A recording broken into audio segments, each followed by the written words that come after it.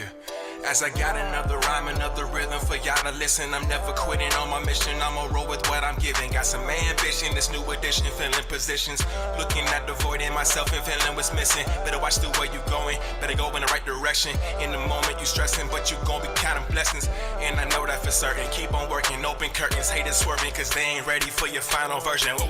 I'm never gonna give up. Fall down, I just gotta get up, yeah. You're listening to the Tom Ficklin Show on WNHH-LP 103.5 FM, your home for community radio. Good morning and afternoon and evening, everyone. I phrase it that way because tomorrow it's actually tomorrow in Australia.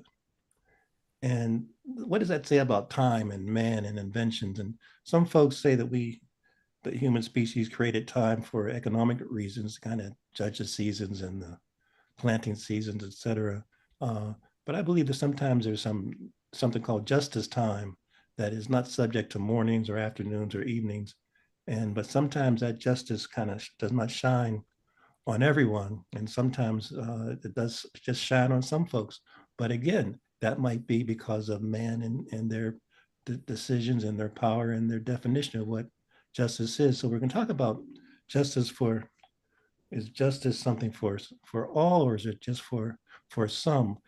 James Jeter and Malik Jackson are here with me to kind of really unpack that phrase, but not just in a theoretical or academic standpoint, but from a real life, day in, day out situation in terms of how the wheels of justice sometimes turn for some and sometimes trample others. Really blessed to have Malik and James with us. We have about 50 minutes or so to kind of really unpack it. James is going to take the lead and share with the folks what his involvement is just in terms of this freedom struggle, liberation. And Mr. Jackson has some personal stories to tell. And this show is important for me because all of my shows are important, but for us to realize that circumstances can kind of land on some folks and not land on others. So as you listen to the show, think about how fortunate you might be regardless of your circumstances, but also what can we do after the end of the show to make sure that justice is more uniform, widespread, and available to all. Mr. Jeter, kind of kick us off and give us a little context in terms of why we are here. Good morning, Tom. How you doing this morning? I'm James Jeter, co-founder, executive director of the Full Citizens Coalition, and we're here as a way to bring a conversation that we've been trying to have, in having across the city on what transpired in our communities in this time period of policing in the 90s and late 80s, and what our entire community had become subject to and has suffered loss to because of it. And in that conversation, we've been able to highlight the Malik Jones case. And I just call our work like being like a bullhorn, like the work to get Malik home, took place by Malik. I can attest to that. During my incarceration, I was in the cell with Malik. Malik went to work, came home, and laid out legal work all over the floor for hours. And that was his routine because he was fighting to get something off him that didn't belong to him.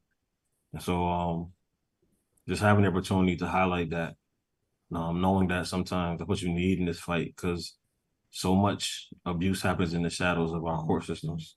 Indeed. Indeed. Malik, turn it over to Malik. Malik, welcome. Good to see you. And again, we have about 40 or 50 minutes, so you can chat. And so you have the mic as long as you like it. Hey, how you doing, Tom? Yeah, man. I'm first of all blessed just to, a brother like James, you know what I mean? Obviously, we see the type of work that he do, you know what I mean? And he's passionate about that. And to have somebody like that, support me and fight along with me, I can't thank him enough. Like words can't suffice that. And not just him, it's a whole bunch of, it was a collaborative, you know what I mean? But yeah, I don't know what to say. I mean, you're home now. Yes, and I'm grateful for that. You had mentioned something when you were, when you were, speaking before we actually came on about justice, and there were times, throughout, this fight for me that, I always wondered, why is justice, going past me? Like when is justice gonna find me? You know what I mean? And to an extent, it did, and that's because I always believed, in the truth, and I know that I was innocent, and I was just gonna keep fighting until we got to where I'm at now. And folks can kind of Google Malik Jones, and you've been in the news a lot. You were behind bars for how long again? For 31 years. So for folks to kind of realize 31 years, and now you've been proven to be innocent. Yes. So just to kind of. Yeah, go ahead. No, I didn't mean go to ahead. No, I wanted you to finish, Well, no, just that fact is, I think for people to kind of take that in for a second, and you're still speaking as just when I see you on the screen, you certainly have your bitterness, but your humanity is just as I can feel it from the screen. I can feel it from the screen. Yeah, I mean, obviously, for people, they say no one knows the burden like he who carries it, right? So I carried this for a long time. I mean, it wasn't easy. It's not easy even now, being in prison for 31 years. And then, I'm coming out. I came to prison when I was 19 years old. And like the world is different now. You know what I mean? Everything is different. I struggle with, trying to work my phone, like trying to get on Zoom or even working the TV. So, I mean, but not only that, but what went into me, fighting to you make this a reality, like, going on my case pro se, going into court, and getting the courts turned, everybody turning away, and every time I go in there, I'm getting the wrong results, and this process, it was just hard, it's just hard, but I kept with it, because I knew at the end of the day that justice was on my side, like the truth was on my side, so I had to keep fighting, you know what I mean? I had to keep fighting, and I did that. And James, kind of weigh in and give us a little bit more of you referenced the dynamics that were taking place in the 80s and 90s, and even I would dare say, even today, some of those dynamics are still in place. And people like Malik and what you're involved with, I always like to kind of not sugarcoat the past, but also have us be inspired for what the future might be if we are all committed to being dedicated and persevering for justice for all. So kind of talk a little bit more about how the Malik situation, the tragedy transpired, but also what you're involved with to kind of limit the number of these tragedies moving forward. Okay. Man. Also, well, the work that we do currently is really we work on rights restoration. We work on putting into felony disenfranchisement and to re-engage in our communities civically, to start having different conversations around politics and start seeing like the power to vote as the ability to build equity, like to actually own your communities.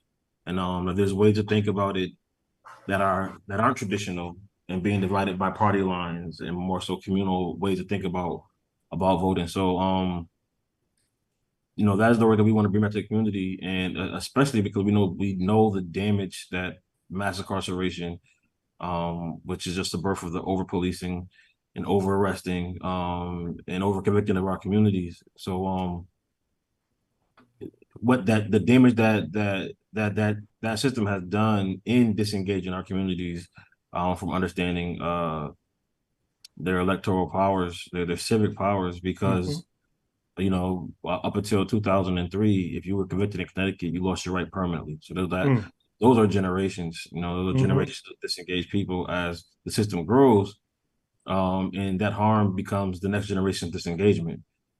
So it just keeps perpetuating, even without the system. At this point, it's just perpetuating. And so the work that needs to be done is so ingrained that we have to be as ingrained on where we're engaging at. So that's in the communities and in the prisons and restoring those rights. But I think out of that system and out of that process, you see a time, the Black narrative has always swayed in larger white Western thought between this thing of the immoral or the criminal, right? It hasn't been stabilized in anything outside of that unless it's extremely docile historically. And so when you get coming out of slavery, it goes from do they have the ability to be moral to are they innately criminal, right? And you see the largest wave of plantation death after slavery because you had convict leasing. People were just being arrested and convicted for things that weren't real. So if you're leaving work and you get arrested for being vagrant, and then you wind up back on the plantation paying off a debt and dying there. So, we see right out of that, policing becomes something that is ingraining the prior system and codifying it in our laws. And we see that ramped up through mass incarceration and the disengagement of our communities. But because at that point we had this criminal narrative again, it swayed back to criminality coming out of the 70s, really out of fear of the Black liberations movements and the Panthers and all that. You create this criminal thought process around Black communities, flood them with drugs, and it's okay to now manage us to ease the fear of any suburb, any all-white thought. Managing us eases the fear of that part of our country. And so that's not like a sectional part, that's a demographic part. That's all throughout Connecticut. And so the way that police were able to manage New Haven became a susceptible thing because it eased your fear and it gave the narrative, and we embedded it into culture through TV, through all these cop shows, that cops have a right to break the law in order to enforce it when it comes to certain people. And those shows are driven towards our community in that manner. And it actually is playing out in our streets like that. And our communities are becoming more and more disempowered because we're disengaging from our ways to change the system. And, our communities are losing, whether it's male, female, being incarcerated for extremely long periods of time, over sentenced, or in the most tragic times, falsely arrested and convicted, and then having to live under that because of how insular and relationship-based the system is, right? And that image still has to be upheld to other communities of who we are. So these are like big moments right now when you're able to help someone remove that from them, because it allows all of the parts of the system that had to work together in order to convict and uphold, they're exposed for some time. And that light, like while it's there, really needs to people have to take to it and really examine what's being seen before them, because it's a cycle. It won't stop happening. And Malik, talk about. There's a few questions I want to ask you, but talk about during that time, and James as well. What kind of legal hoops? And I know you're not a lawyer, but just in terms of your learning curve and the appeal process, and just what you had to do to continue to understand that this is not a sprint, but a marathon, and your life literally is at stake. Share a little bit about the highlights of the appeal process and the kind of filings you had to do, and whether you received any support. Yeah, so obviously, when I came to prison, I knew nothing about law. I was a teenager. I was arrested for a crime I didn't commit. It was difficult because I was going into court. They would say words that I didn't understand. It was just a process that I just didn't know. So I felt helpless. You know what I mean? And so after a while, when I went to trial, I just knew.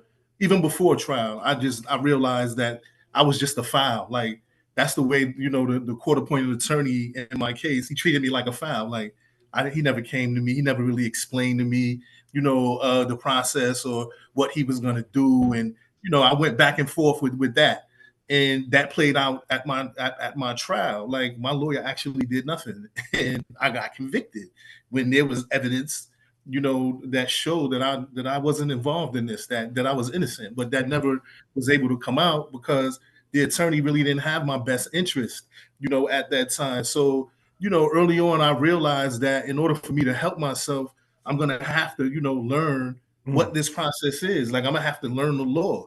So I had to go buy me a dictionary. I had to buy me a legal dictionary, and I had to start learning, some of the words that were being used and learn what the rules of court was, what a habeas was, what an appeal was, and so from there, I started to learn and I started to read different cases, what legal authorities were, and these things, it started to become apparent to me, you know, what some of this stuff was about, you know what I mean? But still in all, it was still difficult, Here it is, I'm not educated in law. At the time I didn't even have a diploma. So the first thing I did was I said, no matter what I'm going through, no matter what adversity I'm going through, I'm gonna educate myself, so that I can be able to help myself. So that's what I did. I went and got my diploma immediately, and then I just started to learn and learn and learn and use and just look at other people's experiences as well. It was difficult. I mean, I went through an appeal. All along in my mind, I'm saying what I'm reading and what is taking place in court, they're not adding up. Like I'm reading what the law says, but yet this is not what's playing out in either in the courthouses or in the appeal. So I'm saying to myself, yeah, something is wrong here. So it just made me want to, keep learning and studying and I just kept at it and kept at it. And, after a while, I started to adopt certain things. Some people used to come to me and ask me legal questions and I used to be able to help them. But one of the most difficult things I think with trying to fight your case yourself is the emotional attachment that you have. Like, you know what I mean? So sometimes you can't be objective with something that you're emotionally attached with. So one of the biggest things is trying to separate yourself from your emotion. You know what I mean? Which how can you do that? Because you are your emotions.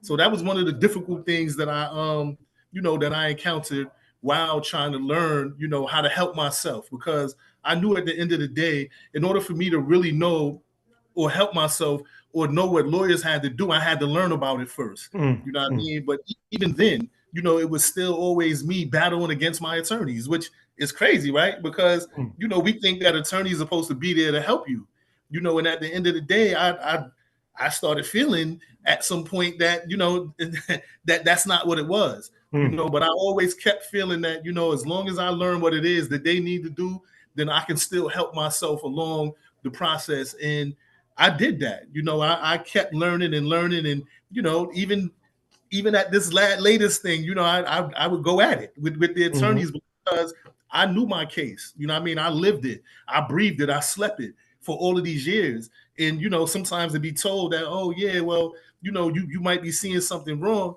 I mean, I'm the first one to admit that I didn't pass the bar. I don't think that I know more than somebody that went to school for 6 or 8 years.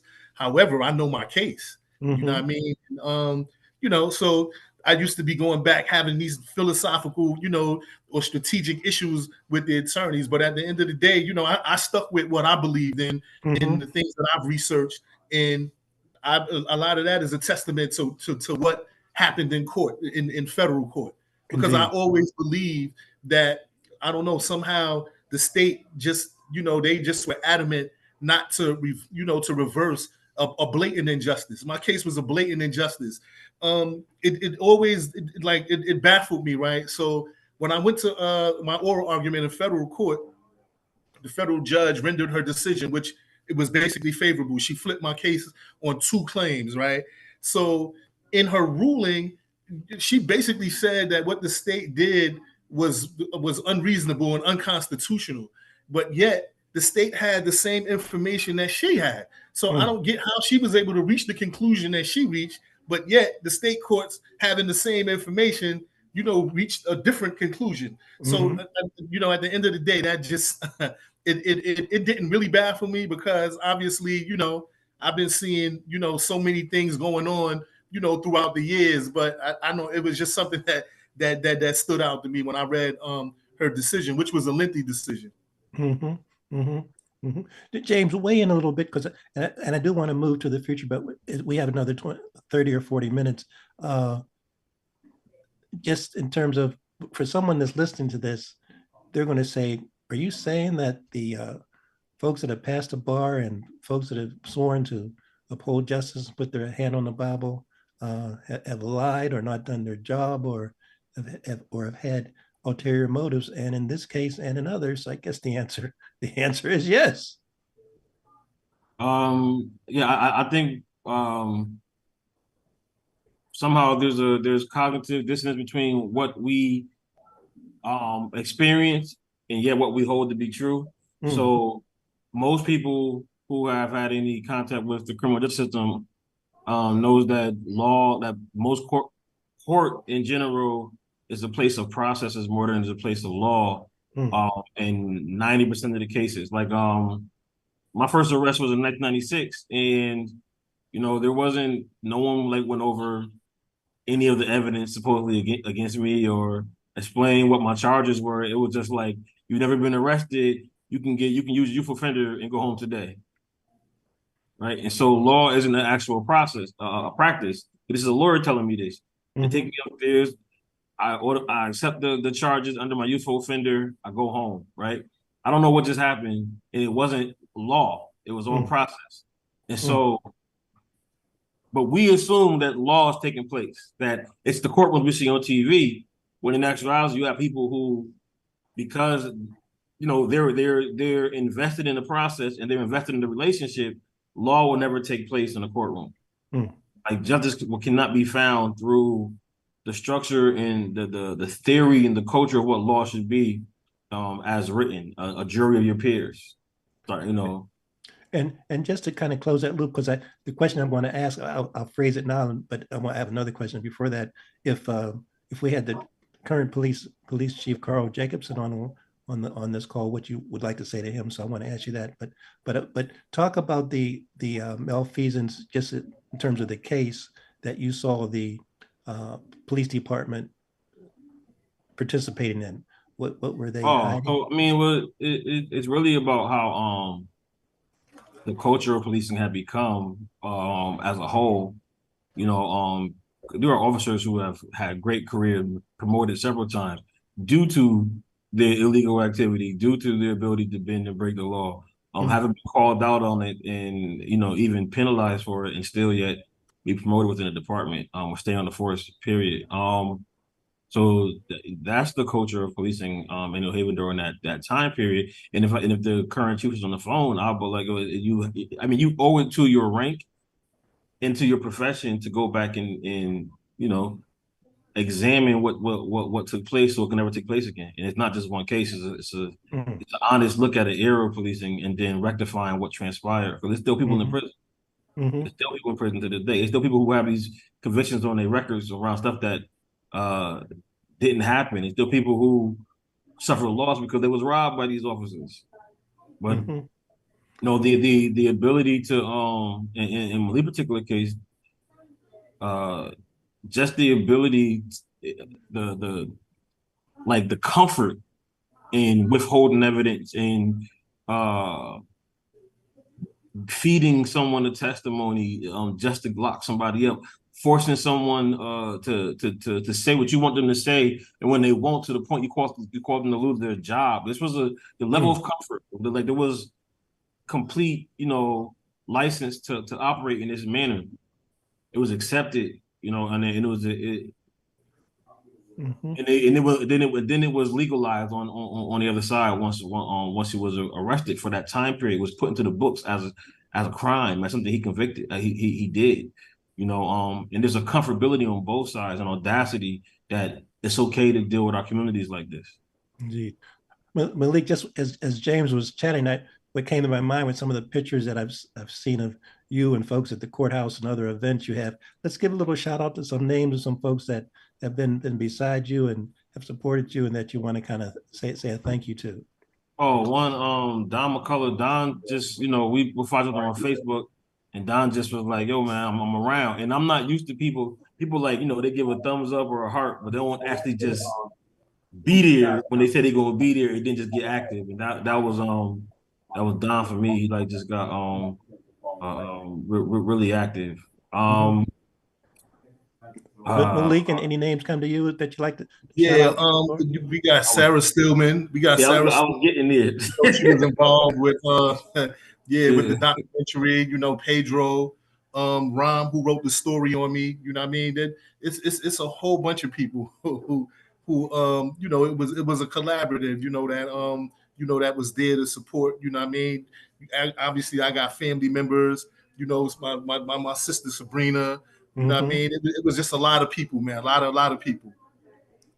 Well, share a few more names, because I'm convinced just to kind of shout out and lift their names into the cosmos is so important for people to understand that there could be someone in your family, someone at work that will need your help, and that we talk about allyship and friends, but we got to expand. It's possible to show the love. So share a few more names, give a few more shout outs. Yeah, I mean, you're looking at one of the brothers right there, brother James. You know what I mean? At Full Citizens, but he actually had people that were with him. That were probably behind the scenes that I probably don't even, what I mean, personally know, but I know what their involvement, what their involvement was. And then there were a lot of brothers like that helped me in prison. Like you got brothers that were jailhouse lawyers, man. That sat down and I was able to bounce things off of them. They were able to give me you know what I mean, criticism, constructive criticism or objectivity. And I don't want to ever, you know what I mean, forget them them individuals, For because sure. that had a lot to do with, me being able to just have the confidence, man, to go up in court. Just think about that. I'm a person who I never studied law, and yet I used to go into courtrooms and have to, perform like I was an attorney. Like I was being held to an attorney. They have the saying that he who represents himself in the court of law has a fool for an attorney, right?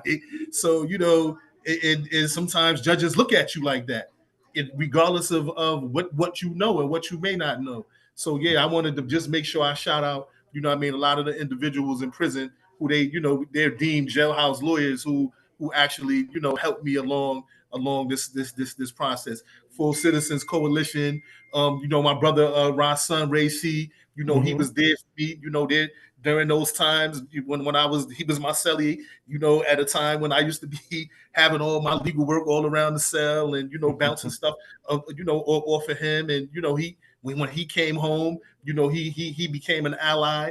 And then there were people that he were affiliated with, you know what I mean, that they all came out during the rallies. You got brothers in New Haven that they're part of this re-entry process, and the wrongful conviction movement. It's a movement that these brothers created. It's a band of them, you know what I mean, in the city of New Haven that are out there, coming back, trying to help brothers who have been wrong, brothers who may be in prison that are innocent, brothers like Scott Lewis and brothers like Adam Carmen. You have a whole bunch, Marquise Jackson, Vernon Horn. It's a it's a lot of brothers, man. You know what I mean? And they've come home and they're giving back by by trying to shed some type of light on this situation, because there are a lot of people who are affected by this misconduct that was going on during that period of time in the city. And James and Malik, just when you're talking, Malik, it occurred to me that we don't want this particular show to be a one-off. So if some point in January or February or March, in terms of sustaining the movement, if we'd like to kind of bring some of the folks back on there, the names you've just mentioned, it's so important. I went to Bucknell University in middle of Pennsylvania, Lewisburg, and you could see the federal penitentiary from actually the quad there in Lewisburg. So I've kind of been involved with this situation for a while. And it's just so important from a news standpoint. It's not old news; it's current news. But we want the news to be more liberating than commiserating. So yeah, if you'd like to kind of organize a show for us to kind of come back in January or February or March, because it's so important in terms of our returning citizens. And I think it's from a civic education standpoint for our young people to kind of hear these stories. It's just so many positive ramifications if we just understand that liberation is so important. I mentioned to James before we went on air who was some of his idols or people that he looked up to, and I mentioned Nat Turner, and he agreed that Nat was one of the people that he admires, and I often mention Nat Turner's name unfortunately, a lot of people don't know know who he was, or recognize the name. So it's just our liberation and abolitionist strategy. We can't. It's 2023, and there's still as much work to do. Yeah, I know who Nat is. I know who Nat Turner is. In fact, like my nickname, people call me Nat. And there were some people who actually called me Nat Turner, you know what I mean? That like they just say it sometimes, you know what I mean? But See, I know who Nat is. I just wanted to double back on something too, right? Like please. I'm not at all in any way saying that, you know, that there are no good attorneys, because there are, you know what I mean? And I've actually had attorneys that work with me. In fact, I just wanted to mention one attorney. He's Please. from the city of New Haven. His name is Alex Tobbs. At points in my, when he actually came and involved in my case, that he actually did, he's one of the lawyers that I know that would fight for me. You know what I mean? And he's not just the only one. There are other Right. attorneys. You know what I mean? Like not all attorneys. And I'm like, it's not like I'm against attorneys. Like, you know what I mean? I was just speaking in terms of my experience, you know what I Yes. mean? With, some of the attorneys that I've had experiences with. You know what I Indeed. mean? You have good attorneys out there, so this ain't no slight on them in any way, No, just very. like, I mean, I'm Yeah. quite sure, like James had mentioned, not only in this show, but even in your last show, which I didn't make. We were hoping that I could have been there for that one, you know what I mean? But things just kind of happened. Yes. It didn't happen the way that it should have or could have. You know what I mean? I just wanted to point that out. Well, you've been baptized in bar mitzvah and sprinkled, so you've been ordained in terms of Tom Ficklin camaraderie now. So you can run, but you won't be able to hide from me. So as I say, we're going to get you. Yep. I We're going to also get you wanted to back. say too, right? When I was listening to the other show, you had like something up there about the last poets. Like, so I guess you admired them. I know who they are. Like I had read a book that they had wrote. I think it was called Vibes of the Scribes. So they had 2 poems in there that I actually love. Like, and we actually had that poetry book from a creative writing class that we took from the sister that came in from Yale, and me and James was in that class. But I just wanted to tell you that about I knew who the last poets were, and I really dig them. They were important. You know what I mean, during the time period that they during the Black consciousness thing, man. And I really respect them, brothers. Absolutely, absolutely. And Harry, if maybe as we kind of wind up toward the end, if we could play that clip from the last poets as we in the show, if we have time, that would be appreciated.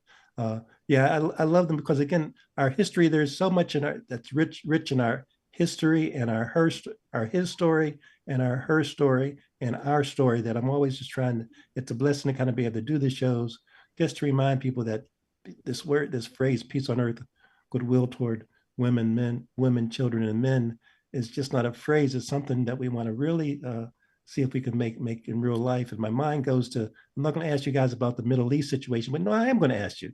Let's just take a little diversions, because my mind, this problem in the Middle East right now is infecting all of us at some way or the other, in terms of our belief in humanity, in terms of our just not turning off, in terms of us being mad or depressed or confused or angry. Any thoughts on the Middle East before we come back to your story, Malik? I haven't really been keeping up on the news since I've been home, because I've been so focused on Right. just trying to get my life in order.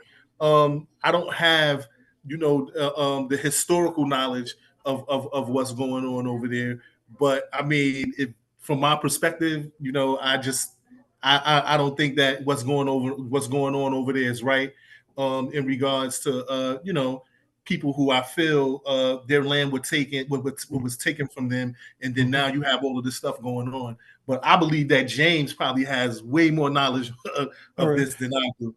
And yeah, and we're not going to spend too much time, James. But your perspective, it's been on my heart, mind, and soul to guess mention this war, this crisis, this killing on both sides, the murders, the rapes, etc. What does it say about humanity? But James, any thoughts in this regard? Then I'll come back to Malik's story. You ever watch the Truth and Reconciliation hearings from South Africa? So Bishop Tutu was Yep. instrumental. And well, the Black Liberation movement over there in South Africa, they started bombing public places and buildings, and they were labeled terrorists and they were locked up. Though they were natives, they were the natives to the land. And when they were released and pardoned, they had these reconciliation hearings to help the community heal, right? And Yes. during those hearings, them dudes would sit there and hear all these families, white families, who would call them monsters and murderers, and that they should never been free, they should have been killed. They would say all that stuff to them because they lost loved ones in the bombings. And them dudes would sit there and be unbothered by it, and they would simply say, "We was at war." Like they told them, like, the comfort you had to sit in that square, to walk through those stores, like, it cost me all of my family. It disappeared my neighbors. Your comfort. We was at war, and that was their response because they had suffered far more loss. And so there's also a genocide going on in the Congo right now that we're not paying any attention to, because there's no interest. There's no interest, financial interest. There's no power interest in us defending or speaking on it, as a nation, or being in our news cycles. So, there's a lot of L's going on that I think we should also focus on. Would you say, James, that there's a need for a truth and reconciliation, the same model to be kind of replicated now in terms of addressing the Middle East situation? No, I think it needs to happen addressing what's happening in America. Okay, all right. Yeah, like we need a real truth reconciliation hearing over here, to wrestle with the history of this country.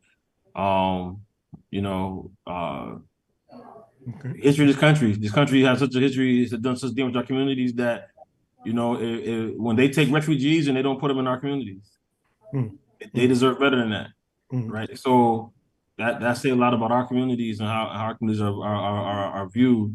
So I think there's a lot to be done over here, in light of how many people are killed this year over here.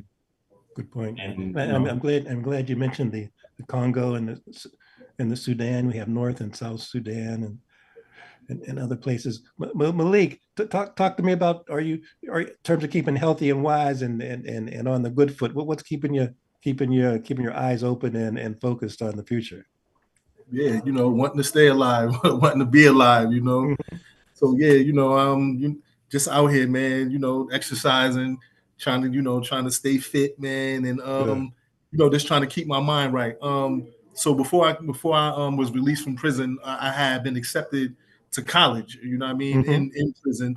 So now, that can transition out here. So, actually I'm in a different state. So I'm in the process of having that transferred over, and then I'll be attending college. I'll be doing it online because I have a job, and just keeping me busy. You know what I mean? While I'm waiting out this process. Like I listened to the last show, and James basically broke down mostly everything that needed to be broken down about what my situation. So now I'm here in the state, they chose to appeal after the judge issued an order of them to either state their intent to retry me in 60 days, or they have to, just throw the case out, or they took their option of appeal, which all this is doing is prolonging, they're inevitable. They're just prolonging the process, which to me, it's offensive to me, you know what I mean? Given what the judge ruled and the fact that I don't believe that the state, they don't have a case, and yet it's still, you're going to appeal it. Like, I mean, it's their option to do it. So they have that right. But I mean, we never said that, that they were high on humility, you know what I mean, which is just unfortunate. You know what I mean? When here an injustice was done, why not just go ahead and accept it and let's move on, you know what I mean? Instead of putting me and my family, through, more of a process. Right. You know what I mean? So, that's just one of the things that that's going on, but yet that's not going to stop me or hinder me from, doing what I have to do, moving forward. You know what I mean? I'm confident in the judge's ruling. There was an attorney who spoke out against it, who used the word that is unassailable or unflappable. Like, you know what I mean? So we'll see how this all plays out. But in the meantime, I'm gonna live my life. You know what I mean? I'm trying to just get the most out of it and just do what I have to do moving forward. And Malik, tell me about your T-shirt. I sense that Yeah, there's this is a free Malik T-shirt that James that James had. It's a full citizen coalition shirt too, which is his company. This is a young Malik. I'm with my son, who I was with. Maybe like this is like what, a week after he was born, and then I was arrested like maybe 6 days after that. So that was the extent of me with my newborn child. Just 13 days, you know what I mean? So, that's something that weighed heavy on me throughout that whole process, you know what I mean? Because when my son was born, or even before he was born, I had realized that, that I was going to be responsible for another life. And I had to get my act together. And, I had decided to do that. And then here, I was ripped out of his life, you know what I mean? So in a sense, he was cheated out of having a father, you know what I mean? I think that all children need both parents, you know what I mean? And fathers are definitely integral, to the development and growth of any child, you know what I mean? And removing that, that's not only going to affect the child, but it's going to affect other parts of the family as well. And, I'm just grateful now, though, that, my son grew up where he didn't fall into some of the things that, a lot of fatherless children do, like the statistics. You know what I mean? He could have easily grew up, being mad and, saying, well, look, my dad is in prison, so this is my excuse to just act out. And yet he didn't. He turned out to be a good kid. So I'm grateful, for that, to his mother and to the people as a community that, made sure, that he was able to grow up, you know what I mean, and not have to go through any of the things that, you know what I mean, that I may have had to go through. So, what's his first name? I said he a junior. His name is Malik too. All right. So tell him right now how much you love him. Yeah, he know that. I love him. Right. I love him to death, man. I love him to life, man. He know that, man. You know what I mean? Yeah. So he got my name, and I told him he got to wear that proud, man. And for me or for any man, you always want your children to be better than you. I don't, want your children to be like you. You be better than me. You know what I mean? You be greater than me. Excellent. More of us need to do that. So I appreciate you're doing that. But Brother Jeter, what's cooking in your brain? I want to on the shout out tip. Sure. I want to shout out Elliot Kimball, who directed the Freedom League documentary. And this was a result of a couple of years of just not giving up on keeping things in a particular light. And so Sarah Stillman and we collaborated on that year round, and having different people contribute to highlighting Malik's case and other cases like Darryl Valentine's and Scott Lewis's case. And so I actually in conversation talked about it so much that Wesleyan's Jewish Center had came across some funding, and they reached out in support, and which is how we actually had the funding to shoot the documentary through so shout out to them too. You know what I mean? Clifton, they want. I mean, hopefully we'll be able to go to the campus soon and hold a dialogue. But Clifton and Diana Martinez over at the Jewish Center, who really was the reason why we were able to get Pedro Bermudez and Elliot Kimball to film and direct this project and really believe in the project. So. And Malik, you mentioned about The Last Poets. Tell me why you were in, or even now, some of the books or films or people that you admire, either historically or that kind of gives you guidance when you're your dark moments, who you look up to or read or kind of think about to kind of get re-inspired and re-engaged, because this life journey is not always easy. Yeah, it's a lot of people, man. Muhammad Ali is one of my idols, man. I just really feel that just the sacrifice that he made, you know what I mean, during the time when he was at the height of his sports career, he took a stand that many people wouldn't have done, and he used his celebrity, you know what I mean, as a platform to speak out against social injustice, you know, or discrimination or whatever during a time when, you know, that just was taboo. Like it wasn't unheard of. All right, so one of the first people that actually inspired me was Malcolm X. When I read his book, The Autobiography of Malcolm X, it changed me. At that time, I didn't know what social consciousness meant. I knew none of this stuff until I read his book. That changed me, right? So then I read this book, Message to the Black Man from the Honorable Elijah Muhammad. That had an impact on me as well. Then I read a book called The Spook Who Sat by the Door. That book, I don't know, for whatever reason, it was a little book. But after I read it, it made me want to read more because I didn't know Black people can write books like that. And it from that point on, I started my reading progression. I went through all of the Black Power books, and it just kept going on and on and on. But I've read many books. I've read a plethora of books, right? So another book that I love, and it was from Sister Maya Angelou. It was called All God's Children Need Traveling Shoes or Walking Shoes. And it was so ironic because in the book, she actually talked about how Muhammad Ali and Malcolm X, they had like this little issue, but they had met up in Liberia, I believe, because it was during the time when Blacks were leaving this country. They wanted to start a country in Africa that was similar to America, but run by Blacks. And if you look at the Liberian flag, I believe it looks like an American flag. You know what I mean? So it was crazy. And I think W.E.B. Du Bois had already expatriated himself over there. You know what I mean? So yeah, that book, and I love that book. I'm doing the Zoom. You could, excuse me. I'm at work. Hold on for a second. We're good.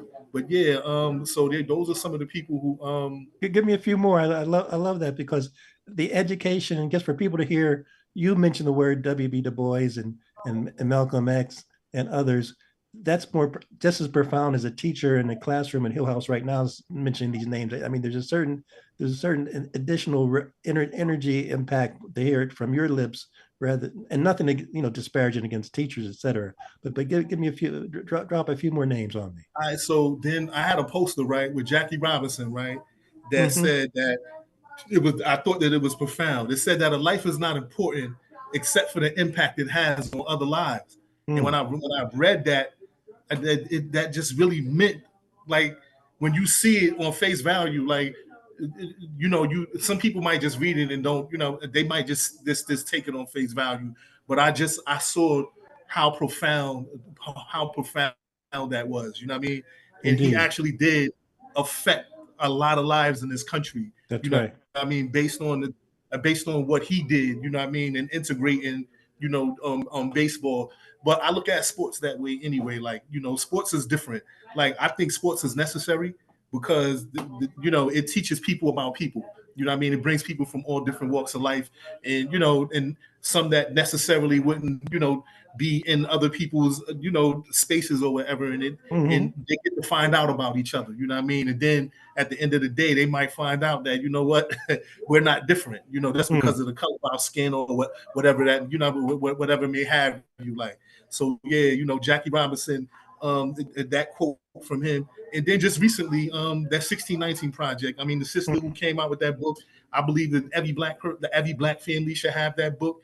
And not just every black family, but even white people, because the information in there is in there. You know what I mean? And there were a lot of people. There was a collaborative that that put that put that together. Like, I think it was from the New York Times or something like that. There was different people who contributed to that, and I just think that that's something that people need to look at and read because the information in there is invaluable. Excellent. We have about 5 minutes. I'll call you, the mighty gents. We have about 5 minutes, mighty gents. So I want you to kind of weigh in. I guess I want to say briefly about Jackie Roosevelt Robinson, and James. You mentioned about the historic governmental surveillance system and policing. Many folks don't know that when Jackie, of course, played for the New York Dodgers, the Brooklyn Dodgers, but he went to in 48, but he was sent to Montreal to play in the minor leagues. Even when he was sent to the minor leagues, just after being Branch Rickey signing him, the FBI started a file on him before he even got to the majors. You can Google it. It's a redacted file, but much of it is still there. But the FBI started a file on Jackie back in 1947. He hadn't committed any crimes, but they knew that he might be having, to use your word, Malik, an impact. So there's a FBI file on Jackie and speeches he gave and where he spoke and who was monitoring him, just in terms of this surveillance society and this. We use this term carceral state today, but as you referenced, James, it's been around for some time. We have about 4 more minutes. James, any comments? And I want to ask Malik to kind of close us out, and then Harry, if we can play the last poets, that would be great. Is that again? Any comments? What? Any closing comments? Just for a few seconds, and I want to give Malik the last word. Oh yeah. Just thank you for having us, Tom. Look forward to coming back and furthering this conversation. And that's it. Okay. Appreciate you. All right. In terms of your organization, do you need any funders or allies or friends what? We always need funders. There's a larger project that there's a larger project that we're hoping to bring to fruition around what transpired institutionally and systematically in the New Haven Police Department, in the State's Attorney's Office in New Haven, and the harm, like people's trial, the harm that has caused the communities. And so, how can people How can people find it? Is there a particular website or telephone number? How can people find out more about your initiative? They can go to the fullcitizenscoalition.org, look at what we're working on, and donate. Okay. And Malik, last word, 30 seconds. First of all, I appreciate, you, Tom, for giving us, this platform, to get up here and let people hear, just a little bit about my story. You know what I mean?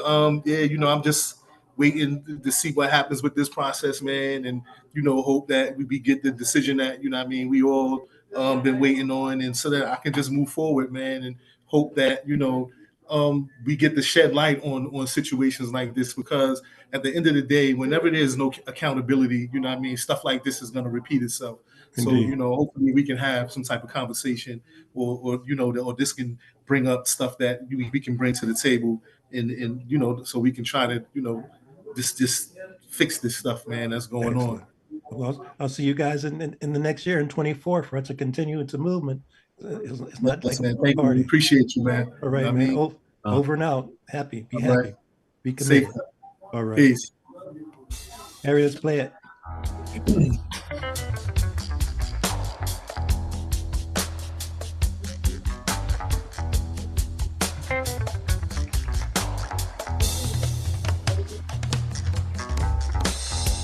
Understand what black is, the source from which all things come, the security blanket for the stars. Understand what black is. It's not a color, it's the basis of all colors. It is not a complexion, it is a reflection of all complexions called human. And out of this blackness, passion flows like a river. Feelings tell the truth.